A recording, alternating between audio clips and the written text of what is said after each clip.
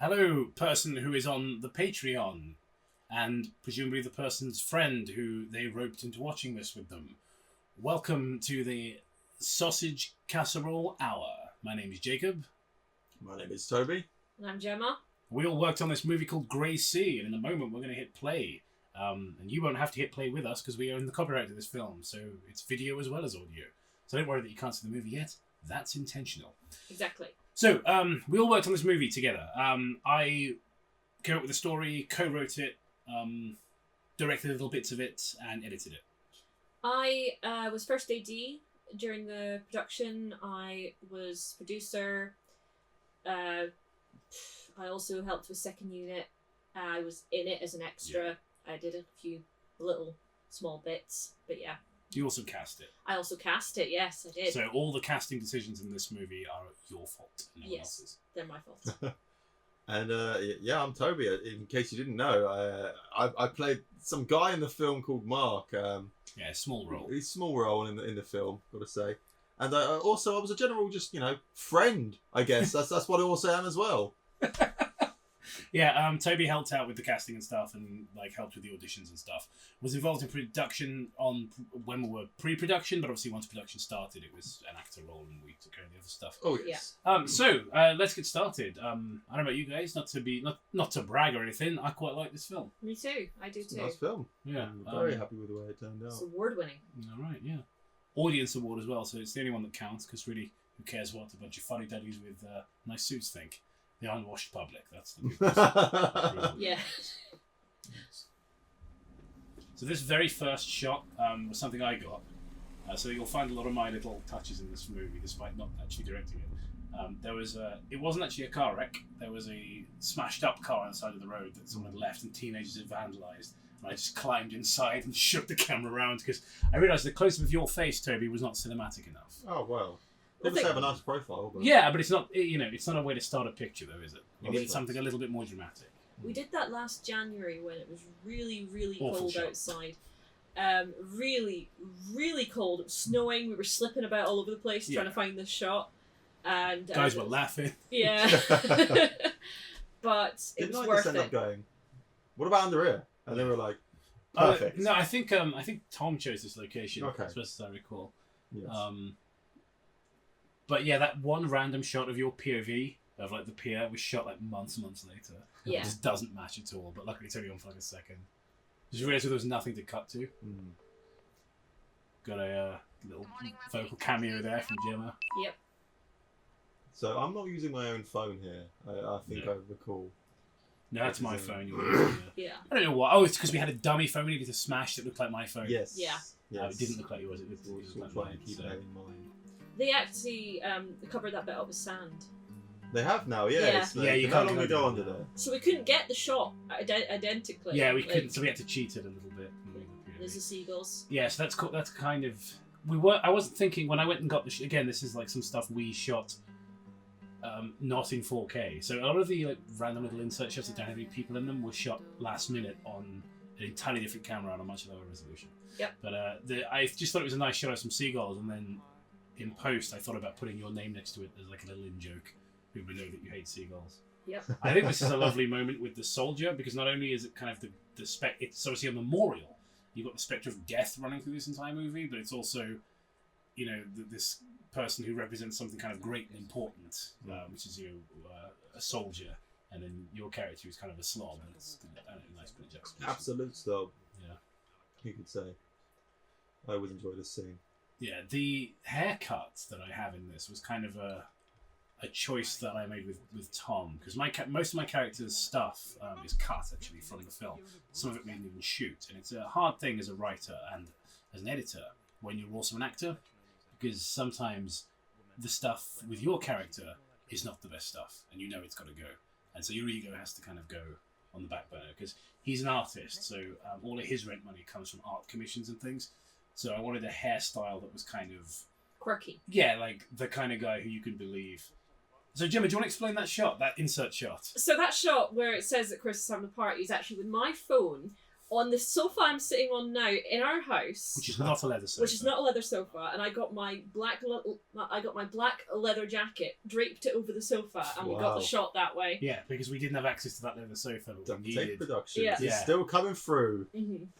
to this day forward. You'd never guess, would you? No, absolutely not. I remember, I grew my beard for months and months, and that was as long as you were Yeah. going to get it. Like, that is long time of work. Yeah, if you want to cast Toby for like a Revenant style production, perhaps don't. Yeah. Maybe cast him like 2 years in I advance. love this sad little dragon. It's I great. remember this thing about Danny Phantom was like the spooky fellow with no legs. He's got legs. Well, he's got legs. I was What furious. the- I was no! furious because Yeah. Tom wrote that line. I'd never seen Danny Phantom before we Neither started did I. production, so I just trusted him that was the Yeah, case. absolutely. No. I don't think I'm ever going to forgive you for how quickly you look at the phone before looking back. I feel like we should linger on that more, but we don't get the chance, and that's just something I'm going to have to learn to live with. Live and learn. We do.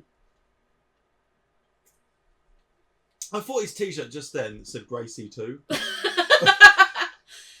I do actually like his shirt with his boys get sad too, which is actually really sort of it's quite. It was just Poignant. it was just a shirt he brought, wasn't it? It wasn't Yeah. a decision that the production made. It was something that he brought with him. But it was quite poignant. This shot's kind of weird because Toby is not only wearing the wrong shirt, he's also got a wire going all the way up to his mouth where his microphone is. Mm-hmm. So the shot's like cropped in this really bizarre way, and there he is wearing entirely the wrong shirt. I couldn't Look I how Find just it. couldn't find it. look Yeah. how thin I was in this movie. not find it at all, my friend. This So is you're before, jacked now. This is before I started taking bodybuilding a lot more seriously, This so is I was very small. yeah. Kamal's so good in this film. He's great. It's a great actor all round, really. Yeah. Mm-hmm.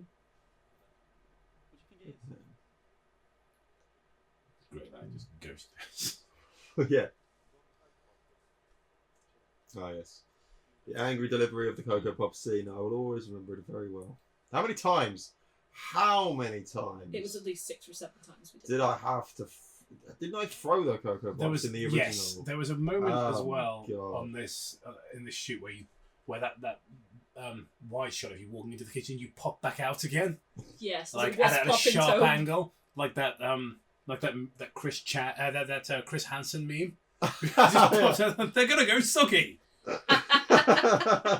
It's very funny. I'm really fucking angry about this scene. So,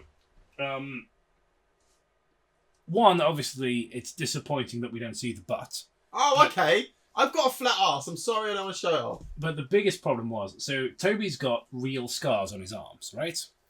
And we wanted to see them in the movie to plant the idea in the audience's mind that he'd been in a car accident. And for whatever reason, we just didn't get it on the day. And I don't know, I don't know whose fault that was, but we didn't get it on the day. His arm's up there, you're supposed to be able to see the scar, you can't really.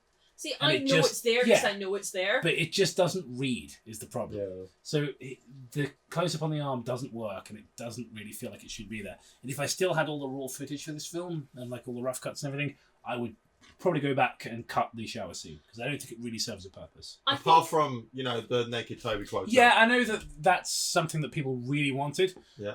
When, we were working on other films, people were saying, well, we did Within, and you were in that film quite a lot, of course. People were asking, the problem is, he never takes off his clothes. Exactly. because I put you in a straitjacket for that movie. Probably most of the films I'm in, to be honest with you. And I blacked you up I'm sure for, there's certain other films I could be in, really, but no. for Shadow. Actually, that was 4 years ago today. We did the shoot for Shadow. Wow.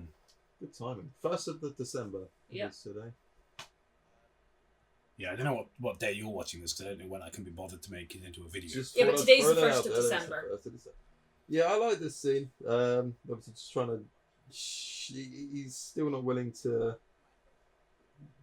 accept what's going on in his head, I suppose. Like, he doesn't want to show it to anyone. Everyone knows he's an alcoholic, but he doesn't want to... He doesn't think everyone knows he's an alcoholic. Yeah.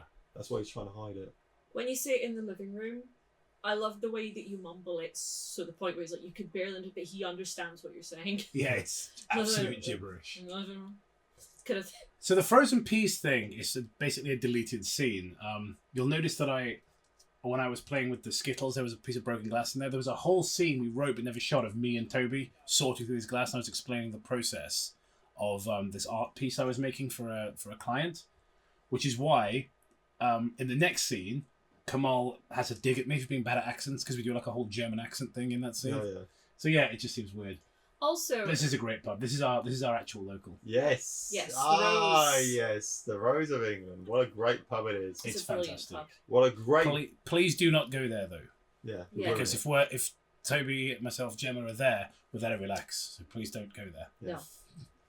No. Look at my mini fillet arms I've got there as well. Greatest barman of all time we had as well. Yes, Our friend Chris, who I'm quite certain was drinking some of it because the bill we got at the end so we used real beer, but we were only taking small sips, and the bill we got for the beer, and it is a cheap pub, the bill we got for the beer at the end was enormous. So I have a feeling he was siphoning it off as he went. Yeah.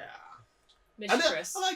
we didn't even need Chris at the end of the day, really. We could have just got one of the people to come down, but like, look, he's just been for 2 seconds, just saying, I know, "Yes, but yes, please, it was just cool to have one of our friends I do know, it. but he's just in the background. No one's going to know, apart Yeah. from Chris himself is going to know who's in it. Um, Small. Yeah, I do love this scene. We kind of a lot of it ended up being quite improvised as well, because we had a script for it, but we didn't really quite like it at the end of the day. because it was quite a last minute decision to use a pub because it was supposed to be in a house, and we realised during pre-production that so much of the film takes place in houses. We needed another location. Yeah. And it just came. I went to so that the Winnie the Pooh thing is based on a real story. That's what that in a moment. Yeah. I went to the pub and just asked if I could shoot there, and they said yes. So it's just kind of a last minute thing. There's a shot. It might have already been and gone. It's so seamless. I actually can't remember where it is. But there's a shot where is a close up with your hands in. I think it's one of these. Here, yeah. Yeah, you put the cup down in this shot, except you don't. It cuts to you and it's still at your mouth. Because I fucking drew a mask around that and freeze framed it. So once it was out of the shot, it was gone. Nice. So, continuity wise, I couldn't cut it. And I was like, hang on, there is nothing obstructing that piece of the table. I can just, basically match 2 shots together. Nice. I was very pleased with how that went. No, the Winnie the Pooh story. Yeah. So I was really drunk at a house party. It was my house party, so I put my pajamas on. My teddy bear pajamas. And I was kind of hungry. It's a house party? Really wasted. Yeah, because I was tired. and I Why put my did you bring your pajamas on. pajamas? It was my house party. Oh, okay. I was at I home. didn't hear that bit, sorry. It was one of the only close-ups we just had as well. There's very few close-ups in this film. Hey, Chris, look at him go. Yes, drinking soda £9 worth of beer. So this is a reshoot, by the way. And then my friends convinced me, Directed because by I was me. really hungry, one of my friends convinced me that I should eat honey, so I just went and got the honey opener and just started eating it. Literally Yeah, out of the jar, like, like, wow.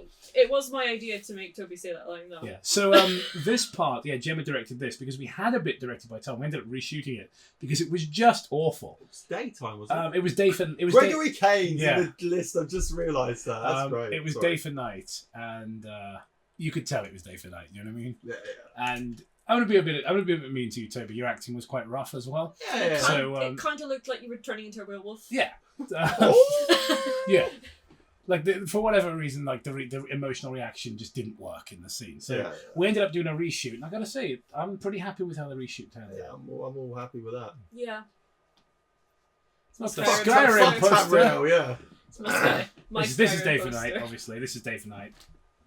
Look at that. Chair destruction. Yeah, How many takes did it take? quite a few to get it to make it look just right. It was not a real breakaway chair, but it was an old chair we'd kind of fucked to make it into a breakaway chair.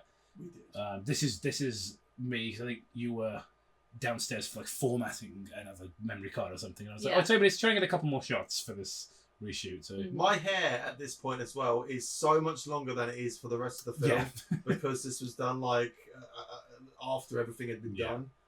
So this is what we reshot this bit. Yeah, and we then know. look at my hair there. yeah, it's quite a lot shorter. Noticeable difference, but that's why I was holding it backwards. But again, we kind of cross dissolve back to the main unit here.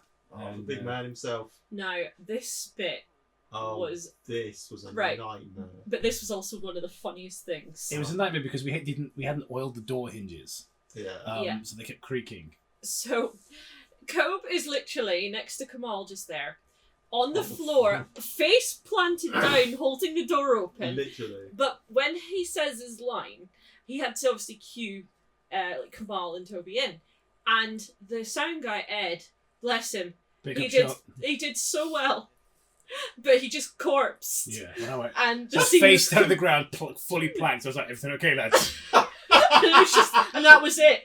Everyone was left.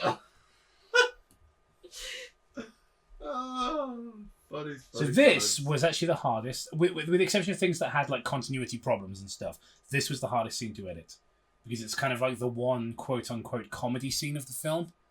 And the thing with comedy is you got to get the timing right. You got to make sure that the continuity and all that stuff works with the cuts, but that the timing works and is funny. And so this was the scene I spent the longest time editing because I really wanted it to work. Yeah, you spent a good couple of days doing that over Christmas.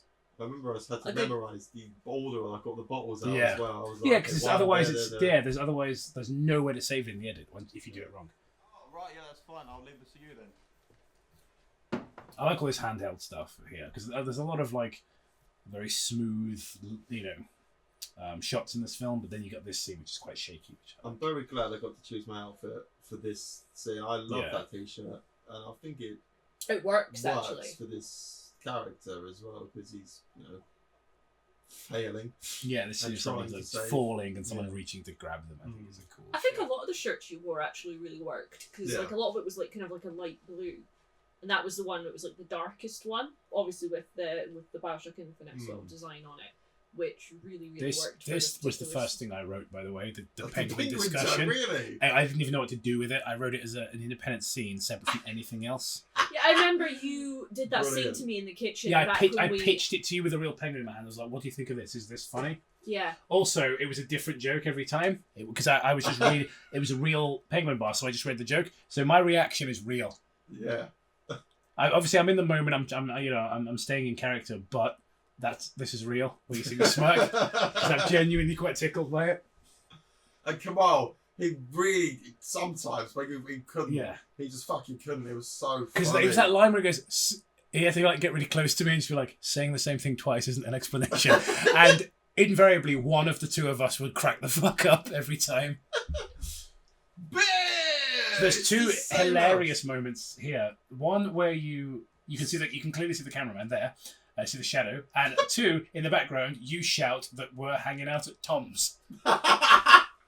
So the character is named Chris, and you're like, here we are hanging out at Tom's. But also you say, hey, Craig. Yeah, but that's not in the version that I managed to cut around that. Excellent. But the thing is, you said Craig in the 2016. But you said Craig in the original. That's a great shot. Everyone loves this shot. Back. So for this bit, I'm back in the director's chair here. Now, again, Tom did most of the film, and I'm not going to try and take that away from him. The reason I directed this bit is actually partly because Tom really wanted to play Chris. Like, he absolutely was certain he wanted to play Chris for like very early on. But also, he admitted, and he wouldn't mind me saying this, he was nervous about directing a scene with extras and stuff. And he just asked me politely, he was like, would you mind directing the scene? And I was like, yeah. Because I don't give a shit, mate. You get me behind a camera and I will just turn into a fascist dictator. I was like, this is what we're going to do, guys. And I remember I asked quite a few people to be extras. Me too. You know, just the one didn't person show up. that showed up, fucking Gaz, my boy. Yeah, the balding guy. My oldest friend, the balding guy. I've known him for 24 years. Oh my goodness, man. Yeah. And I got my friend Archie in from college. He was a runner, but he ended up being in the movie. Same with Chris. Chris was a runner as well. He ended up playing. And obviously Matt Dixon's in the movie. Well, he's always in the movie. And I'm in the movie because we needed a girl. Because none of the girls we wanted showed up. That's exactly what I'm saying. I invited a couple of girls and none of them showed up because they were busy and whatever. And I was like, we needed a girl in the scene. Yeah, because we said it in the last scene. Ruby thing, didn't that we just moved slightly. Yeah. Like, the only reason why, because to me, sometimes it feels like I've been standing out there the whole night. Yeah. Yeah. You know, like, time's passed. That makes a lot of sense. Yeah. But I do like the fish there, though. Yeah. With you being kind of like drowning. That's kind of fun. I do like I feel like you got up to sort of see your friends off. Yeah, that might. Yeah. That's whatever. I mean, I don't think it really matters. So there's our White Lemonade. We jump now. Matt Dixon's legs. The actor playing her boyfriend had gone home by this point, so that was Matt's legs jumping into Stitch. So Tom's back directing here because this was shot same day but much later than the party scene. When I saw this, I was very impressive cameras. Got to say, go on. Yeah, Tom's a very good director. So he shot this part here, after like all the extras have gone home. Yeah. But it looks really good. But obviously the music's still playing and everything, so you feel like it's all part of the same scene, which I think is really nice. But now it's back to me. Now back to your man. Wait for the tone to drop. Wait for it. May was awesome. So that's how I think that Tom, myself, and Gemma are all really vibe off each other as directors. Yeah. Yeah, this is great. Her reaction, I think, because I was originally going to cut back to you, and I realised how much I liked just looking at her in that shot. There's Matt again. He's moved, and he's taken his jacket off. Yeah. So he plays three different people. He plays three different people. Matt 2 and Matt 3. Pappy. So Pappy was a friend of mine from work, actually, and he did it as a favour. He had a small amount of acting experience, and apparently he was nervous as shit because he had no idea it was going to be like obviously it's not a large production, but there were like dolly tracks down and a big camera and everything, and I think he was expecting something more like a YouTube video, and he was very nervous because he thought the behind the scenes camera that you shot was the camera they were. He was good. Yeah. He was excellent. I miss Pappy. I think that's the thing when you get nervous. There are two ways you can go. You fight or flight, and he was just like, "Fuck it, I got to nail this scene because I'm in front of all these professionals." Yeah, and he did a great job. I love her facial expressions. It's very good. She's a very good actress. It looks like we're sponsored by Foster's. We're actually not. Just cheap drinks. Yeah. Wait, you know what we're drinking right now? Yes, cheap lager. Foster's. So again, and we're once again back to Tom here.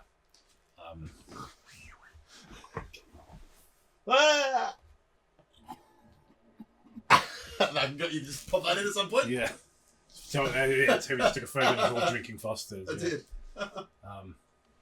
And this is a completely different house. Yeah, absolutely. My house. But the red curtain, so it was a way to marry the two scenes together in a way and that you I liked think the red curtain. Yeah, I kind of had like a Twin Peaks thing going on. So I like that. So you'll never notice, but a detail we snuck in is that the walking stick she has from the car accident, it has a Jaguar hood ornament as the top. So sometimes when people are injured by an animal, they'll take like a shark, trophy. yeah, they take people who've been bitten by sharks will sometimes keep the tooth as a necklace or something.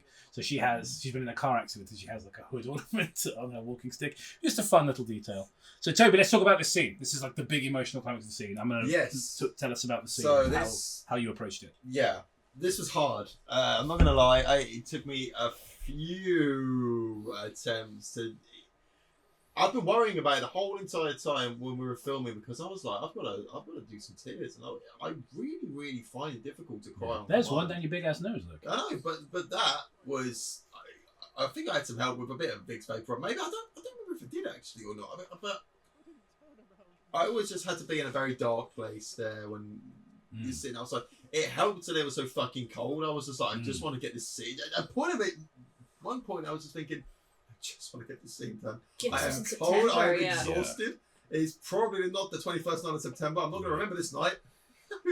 But very, very impressed and glad that we got it out there. And bless May as well for doing her best as well. And everyone in the garden as well. Yeah, it was really cold. But we were lucky, the crew, because we were able to wear jumpers and things. And obviously, you had to wear your party costume. Yeah. That is true. But the thing is, because obviously, like, you'd been drinking, so you'd probably be hot, and you're taking off your jacket. Yeah, but obviously in real life, it's temperature. Yeah. Do you think? I think the exhaustion probably helped the scene a little bit. I think yes. This wasn't the first, obviously, take that we used here. It was, quite a few in. I'm just very glad that I think I could have done a little bit better, but I'm glad how it turned out, and here comes my bro, David. Day one. We fucking fought to cast this guy, didn't we? Because Tom was interested in casting a different actor who was very good, but I just don't think he vibed with you the way David did. Great guy. So we all kind of fought for David, didn't we, to get him in the movie?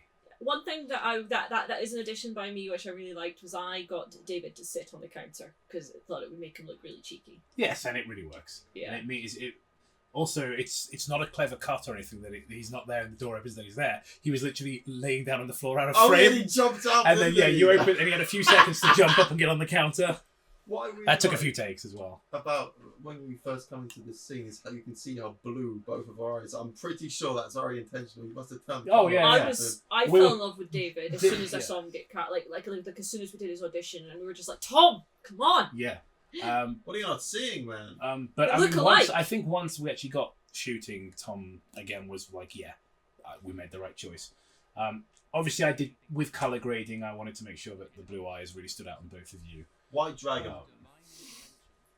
Well, I fought a little bit for May as well because, Yeah. like, I was like, guys, you want to cast this this Yeah. girl, and Well, because you fought, because you were casting director, you fought to get her an audition, didn't you? Yeah. Because we were kind of looking at her show reel and going, yeah, she's a good actress, but she's not right for the part. You saw something we didn't, which I guess is why you do casting, because you were absolutely right. So once she auditioned, we were like, yeah, you were right. Yeah.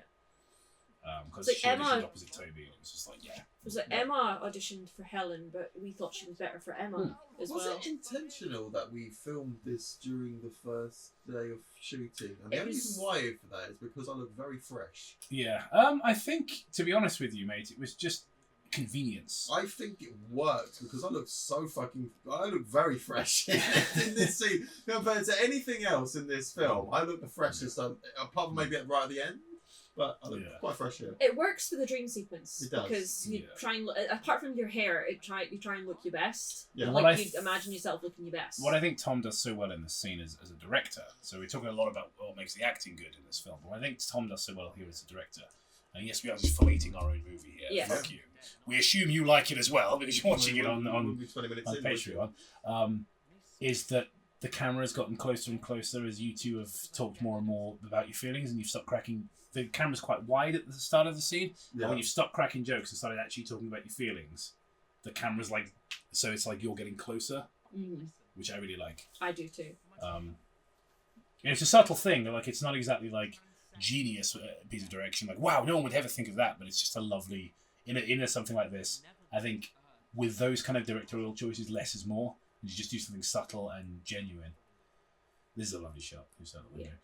So Tom directed this portion completely, but it was my idea to make it all black and white and add slow motion.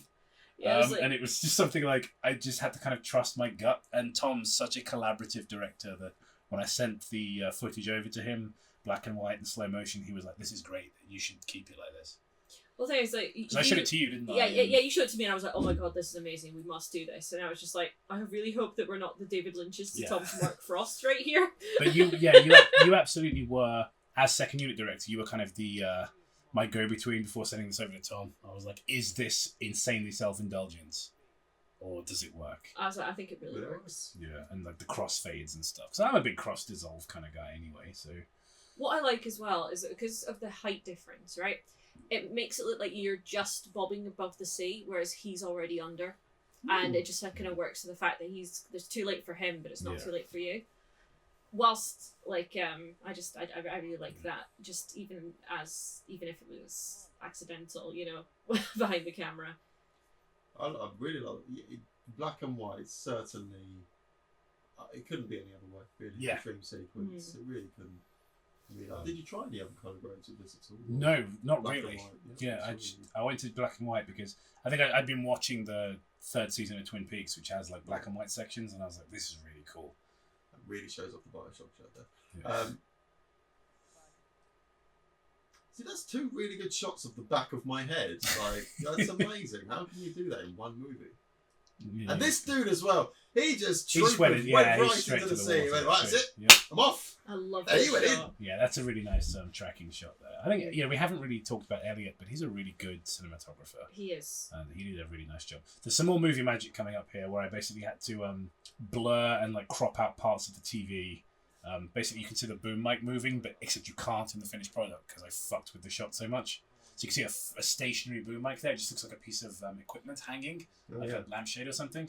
That was moving around all over the place. I had to draw a mask around his hair and then freeze frame that like I did with your coaster. And then Your cut that editing out. has been an absolute Well, like. This movie God was send. this movie was literally me learning to edit. Yeah. Like I didn't do because I got Adobe Premiere just for this movie because my Mac broke, so I had to learn how to use Adobe Premiere for this film. Yeah. Honestly, though, And I'm back in the director's chair again for the final part of the movie.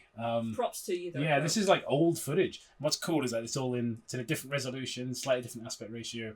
a lot and handheld. It makes it kind of nostalgic, almost like warm and Yeah. like a home movie. Which I really like, I was like, we're never going to film, because we had all the film done except for the ending.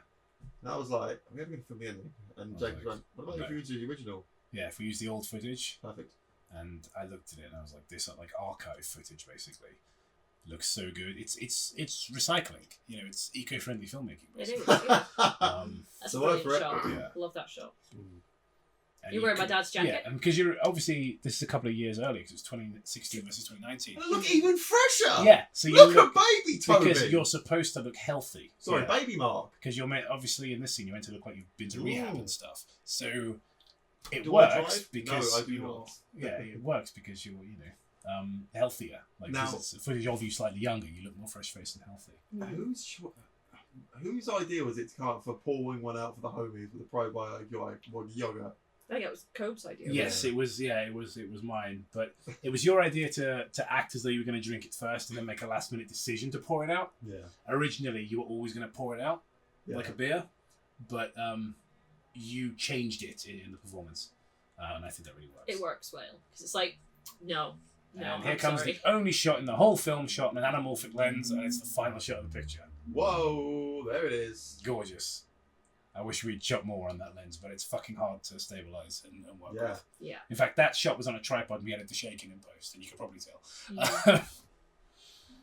So those are the credits. So the same names over and over again because a bunch of us worked our asses off on this movie. Yeah. Yeah. Absolutely. Like Jacob especially worked his But living soul off of this film.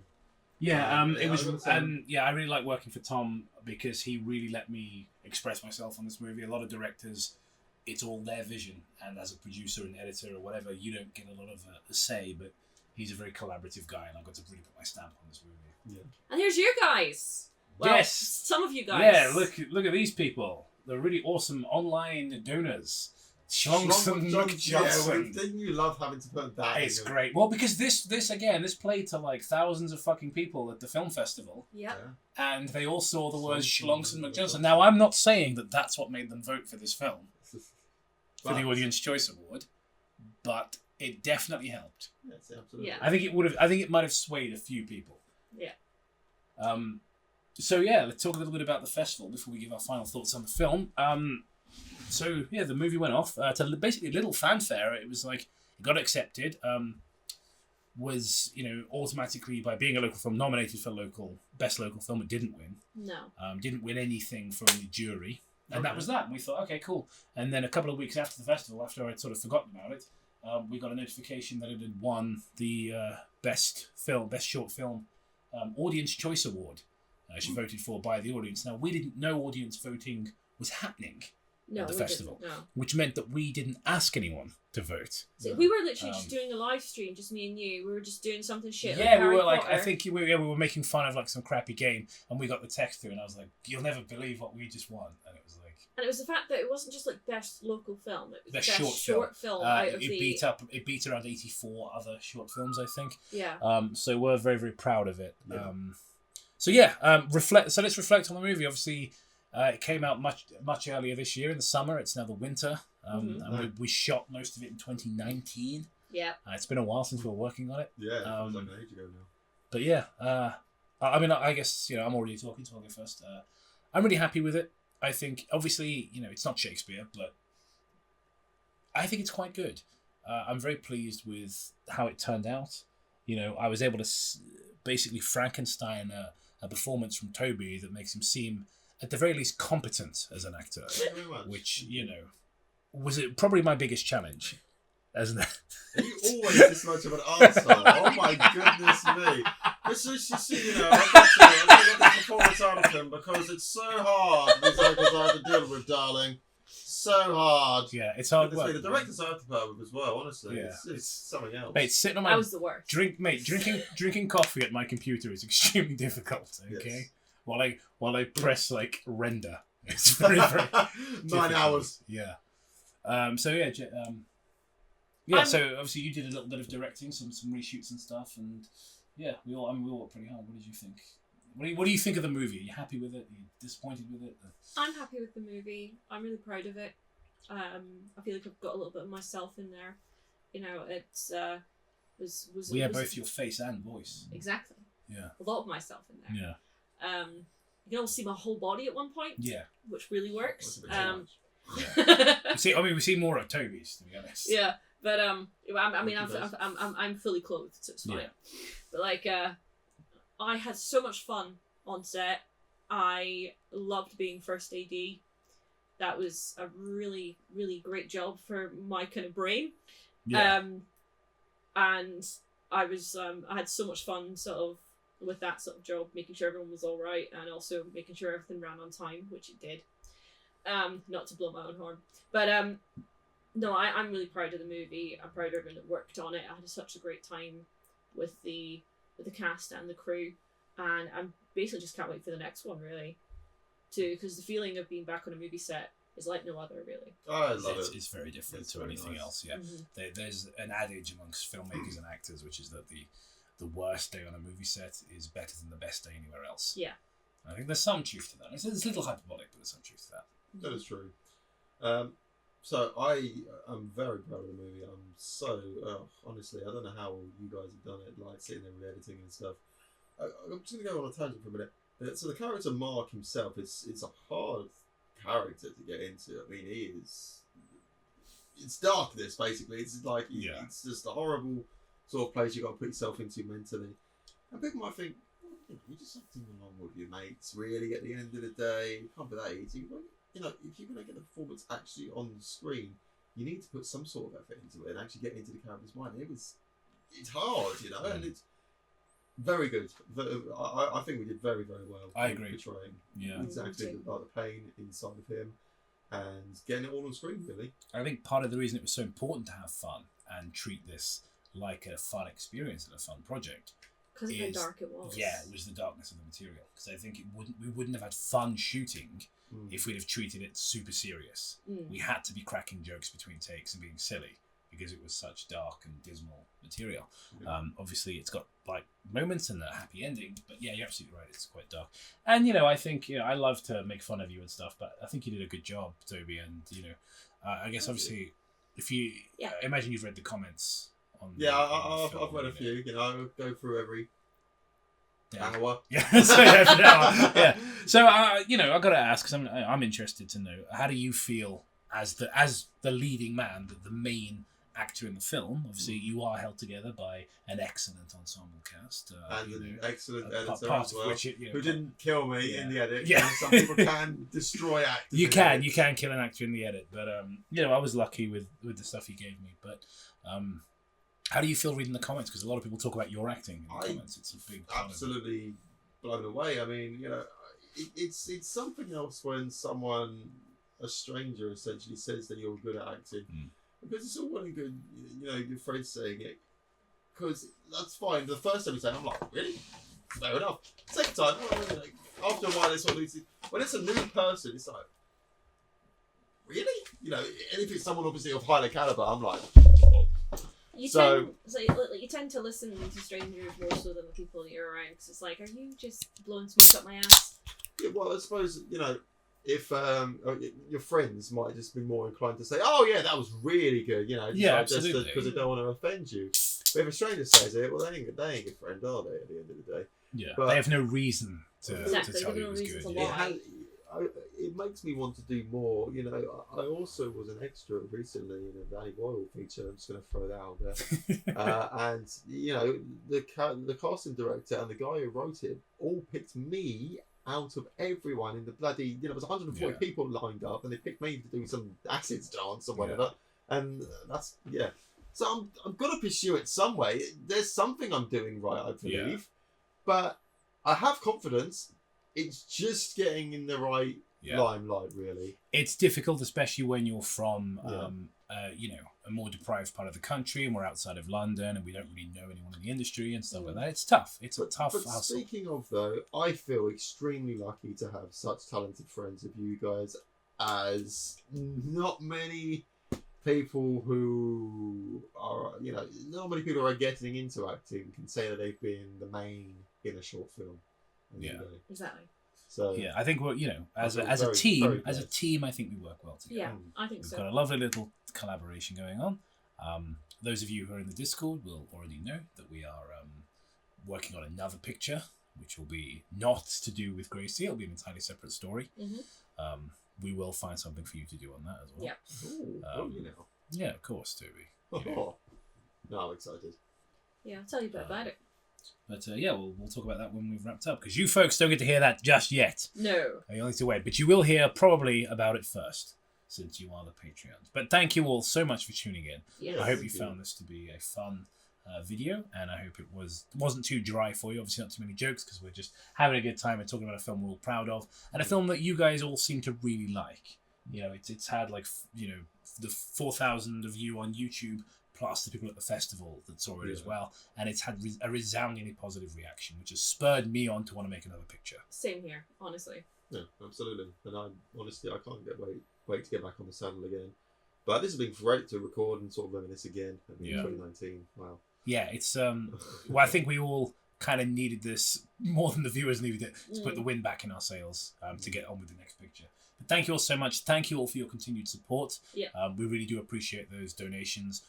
We've always tried to put entertainment out there for free, and the fact that there are those of you out there who give enough of a shit about what we do to throw a little bit of cash our way, it's so fucking humbling. You're the Thank OGs. you. Honestly, thank you so much. Thank you. Yeah, and we really hope that you enjoy the next film as well, Yes. because we think it'll be even better. I mean, if you thought that Gracie was like a 5 out of 10 movie, this one will be at least a 7. Yeah. All right, don't ever say that. That's good. I love it. This will be at least a 7. Yeah. We'll work on that. You know. Maybe one time you get a 10. Yeah. That's gonna have to be. We need a bit more budget than that, you know. More donations, guys. Come on. Yeah. When people say to me about the script, same thing I said about Gracie. They say, "Oh, what are you working on?" I was like, "It's a good script. I mean, it's not Shakespeare." You know. Yeah, we're not making Casablanca. We're making a different movie. Yeah, exactly. It's a movie about Nazis.